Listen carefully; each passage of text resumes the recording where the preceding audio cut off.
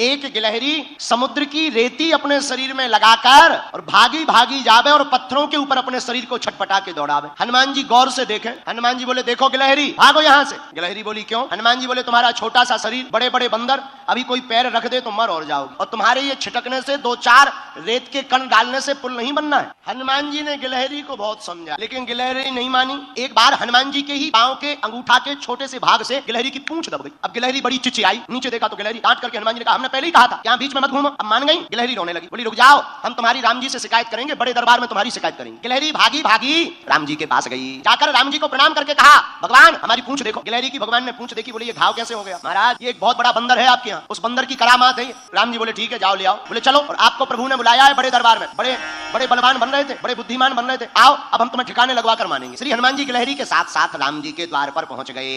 राम जी को प्रणाम किया, पर हनुमान जी ने गिलहरी से पूछा एक बात बताओ, तुम्हारे रेत के कण डालने से समुद्र का पुल बनना नहीं है, फिर भी तुम इतनी परेशान क्यों हो रही? राम जी बोले बात तो सही है, बताओ गिलहरी। गिलहरी हाथ दोनों जोड़कर बोली राम जी हमें पता है कि हमारे कारण से पुल नहीं बनना है, लेकिन इन बांदरों ने, बंदरों ने, आपकी इस सेना ने बड़े बड़े पत्थर ला करके पुल बना दिया। राम जी बड़े बड़े पत्थर लगे हैं, आपके चरण बड़े कोमल हैं, पत्थर हैं उबड़ खाबड़, रखोगे कहीं चोट लग जाए, आपके चरणों से खून बहने लगे, तो ये बनते तो बड़े बुद्धिमान है तुम्हारे हनुमान जी, पर इन्हें ज्ञान एक रत्ती का नहीं। हम छोटे जरूर हैं पर हमें ज्ञान ठीक ठाक। राम जी बोले क्या ज्ञान है? बोले ये तुम्हारे बड़े बड़े बंदर बड़ी बड़ी सिलाएं लगा रहे हैं, पर आपके चरण बड़े कोमल हैं, आप चलोगे तो कहीं पत्थर लग जाएगा, तो हम रेती जाकर के रेती उन पत्थरों की दरार में भरते हैं ताकि आपके चरणों में कोई चोट ना लग जाए। हनुमान जी को सुनकर आंखों से आंसू आ गए। अरे धन्य हो गिलहरी, आप धन्य हो, आपका भाव धन्य है। राम जी ने गिलहरी को अपनी हाथ में लिया, पूंछ के ऊपर हाथ रखा तो जो उसका दुख था, करुणावान करुणा निधान श्री रघुनाथ जी के हाथ रखते ही उस पूंछ का घाव ठीक हो गया और गिलहरी प्रसन्न हो गई। राम जी अपनी 3 अंगुलियां गिलहरी के ऊपर फिराए। जब राम जी ने अपनी 3 अंगुलियां गिलहरी के ऊपर फिराई, वही 3 अंगुल के निशान आज भी गिलहरी के ऊपर है।